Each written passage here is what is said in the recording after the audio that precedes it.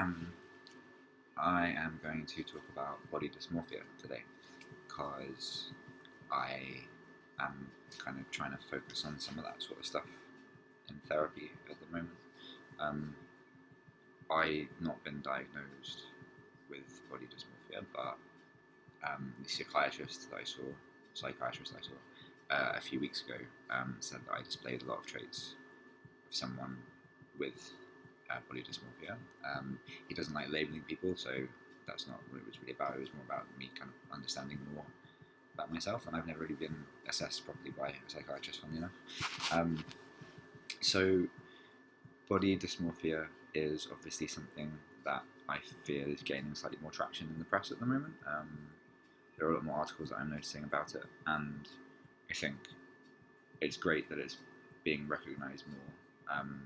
It's very hard to explain to someone, again, like all these things seem to be, what actually that feels like, to have body dysmorphia, or to feel as though to look at something in the mirror and it's just not what you see in actual life. My moustache is crooked. Oh well.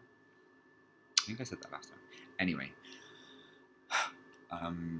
when I look in the mirror, I think that I am still very overweight. I remember when I got to my skinniest, I hit my goal weight that I had when I was in school, which was something like 52 kilos, which is not very much. And I hit that, and I still wasn't happy, obviously, and I still looked in the mirror and I still thought that I was fat. And I think I pay such close attention to like the tiniest changes in my body that if, for example, I eat pizza one night and then the next morning I wake up and I'm a bit, puffy, let's say, like, it's the worst feeling, and I'm then convinced that that is something that people will notice on me and judge me for. I used to wear a lot of concealer. I've actually just stopped recently, about 4 or 5 weeks ago, wearing any at all, because I have a scar between my eyes from when I had chickenpox as a kid, and I was always convinced that that was something that was really visible to lots of people. And again, I felt like I would be judged for that. And it's these small like imperfections that no one else notices, but I'm so acutely aware of. And the wider thing and impact that has on my life is that when I look in the mirror, like, I don't see what other people seem to see. I just see someone who's ugly, someone who is fat, someone who is whatever. And I think the issue that I have, especially around my weight, and I kind of feel bad for just flinging the word fat around a couple of times because that's not cool. I apologise for that. Is that I, especially being gay, I think the focus on body image, as I mentioned before, is so much stronger, it feels, than other communities, and it seems to be so important to everyone that, they're fucking like the most handsome, most attractive, most muscled, whatever, person, and like that's not what I am. And so because of that, I feel like sometimes I judge myself on those standards when they're not standards that I actually have for other people.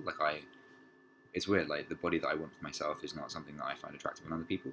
Not that I dislike it, but it's just I feel as though people are much more than their bodies, and I think it's important to remember that. I feel like I'm in a much better place in terms of my body than I was a few years ago, but there are still things, like right now, again, because I don't usually see myself from this angle, and also like I'm reflected in my screen the correct way. Like, this is how my face actually looks. Whereas when I look in a mirror, obviously I only ever see the reflection. So instantly I'm like, wow, everything looks like it's going in the wrong direction. Also, I think turning 30 last month, happy birthday to me, has kind of put a bit of a focus on looking after myself a bit more. I realise I'm recording this after going out and getting hideously drunk last night.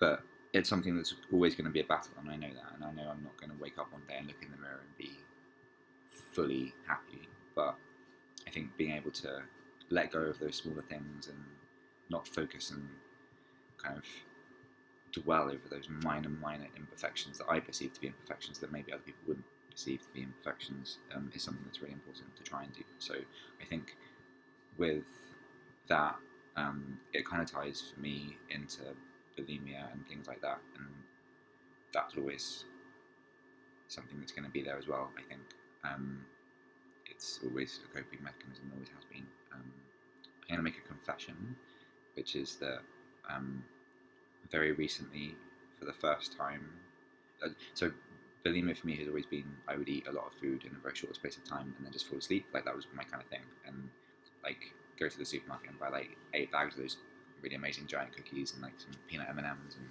Reese's peanut butter cups and stuff, and I'd eat all that stuff and I'd just pass out, and it would be a way for me to distract myself from life for a brief period and then fall asleep, because sleep is another thing that I struggle with. Recently, I never used to make myself throw up. I would always just walk a lot the next day or the next 2 days, or starve myself for a week, that kind of thing. So my weight just kind of goes like this. My body is constantly going like, we're being fed too much, we're not being fed enough, like energy, no energy, all that. But for the first time recently, I did make myself throw up, and I had this thing where I was like, I can't believe that I'm 29, I've been struggling with eating issues since I was 11, if not before that, and I'm only now doing something like that, and it felt like a massive backward step. I was like, I can't be regret, like, this does not, no. So that's been difficult because, number one, it's a hard thing to admit. Like, you don't want to tell your friends, oh yeah, I have bulimia and I made myself throw up last night because of all the shit I ate. But now I've done that, so there we go. Keep talking about it, keep putting things out there. Like, nobody goes through this life without suffering in some way, and lots of people's struggles are personal, and things like this are very personal, obviously, but I think it's important to challenge people's stereotypes of what someone with bulimia or body dysmorphia or anxiety and depression and borderline personality disorder and whatever else, like, just because you see someone in the street who you think is attractive, you don't know what they're going through. And yeah, I think that's a nice way to finish. I will see you soon. I got a new tattoo. It's nice, right?